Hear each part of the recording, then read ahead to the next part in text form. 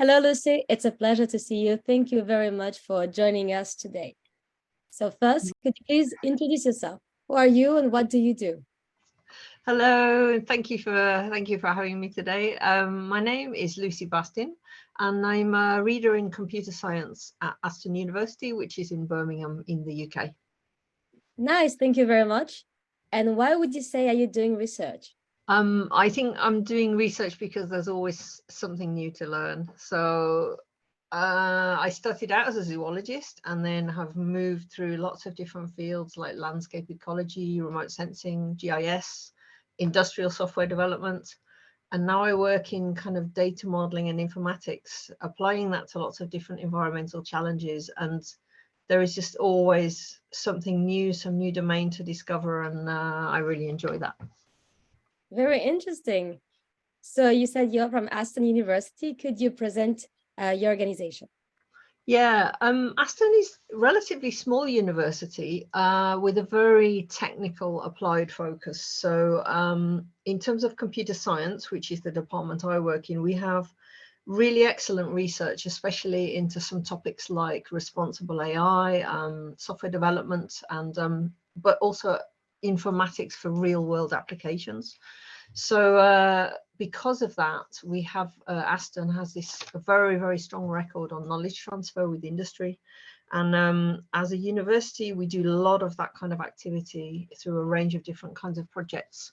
And not only do we do a lot of it, but it's kind of the quality of that knowledge transfer between the university and industry is nationally recognized as being of a really high standard. So it's a nice university to be in because it feels like you always have this link to the real world. And could you explain what is AD4GD about? So AD4GD, All Data for Green Deal. It's an ambitious title.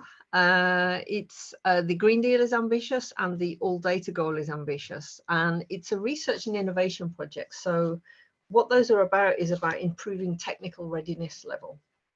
And in the case of this project, what that means, it means the technical readiness to deliver the goals of the European Green Deal.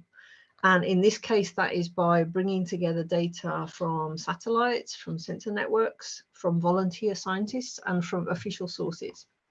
And any other data we can find too, which is reliable and scientifically defensible for use. And the reason for bringing all that data together is to get a better picture, a clearer, fuller picture of the environment, and make that picture usable and understandable for decision makers, for policy makers, and for management of our environment. Very interesting.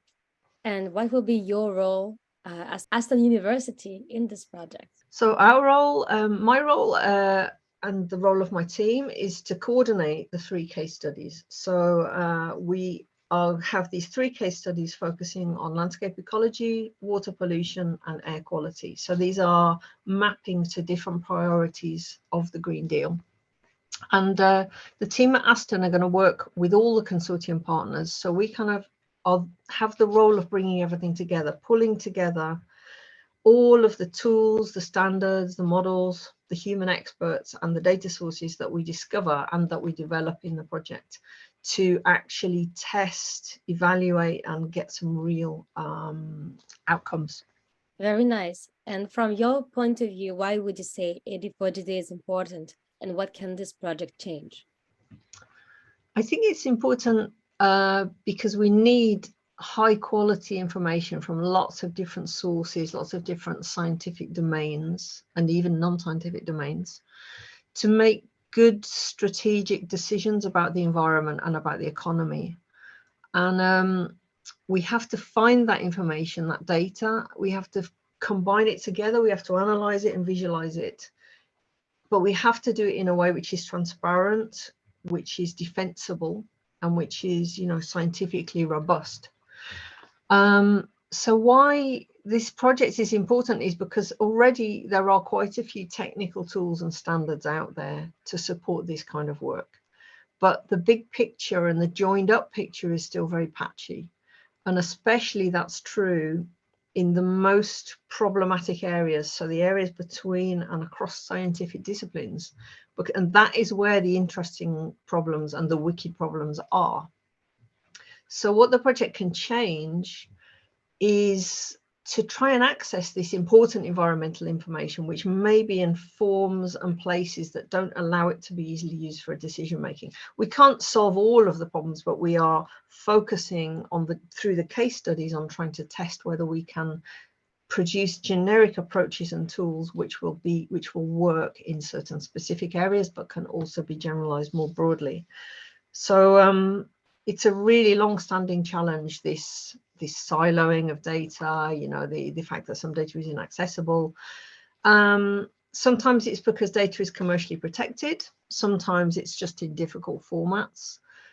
Sometimes the data is being collected by citizen scientists, for example, who are really expert in the topic that they're studying, but they might not be very confident about how to publish data, the technical side of producing metadata or describing and publishing the data. And they shouldn't have to be, because, you know, this isn't their area. So a lot of tools already exist. Like I said, we have to mobilize them, lower the entry barrier to them, and bring them all together in order to kind of comply with this theoretical framework of principles about open science.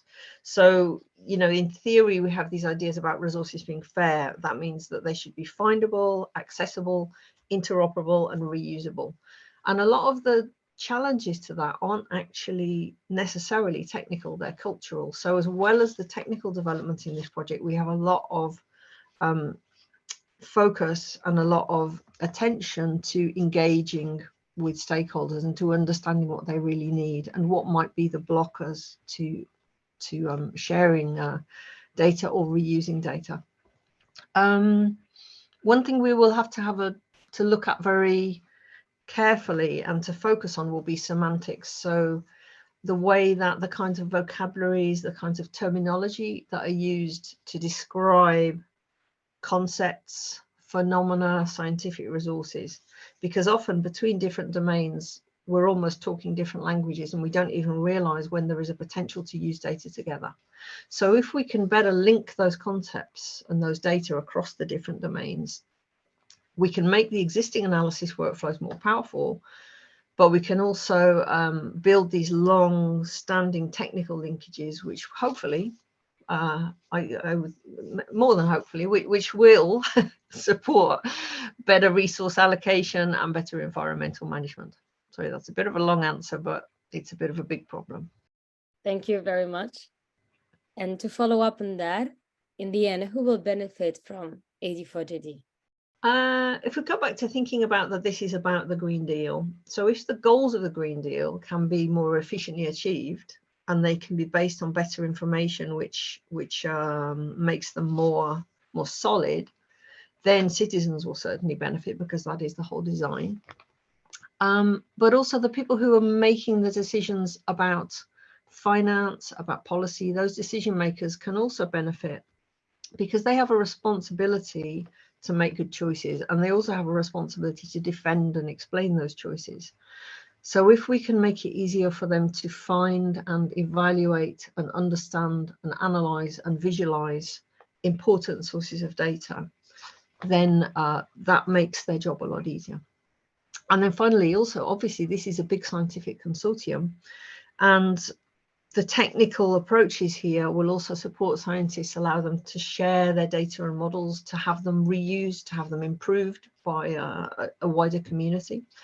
And that gives us a more representative model of the world around us that we can really use to hopefully to do some good things. Thank you very much, Lucy. We have reached the end of this interview. Thank you very much for taking the time to answer our questions today. Thank you. Thank you for asking the questions, very interesting questions. And I think it's good to make us think about these things. What are we doing and why are we doing it? Thank you.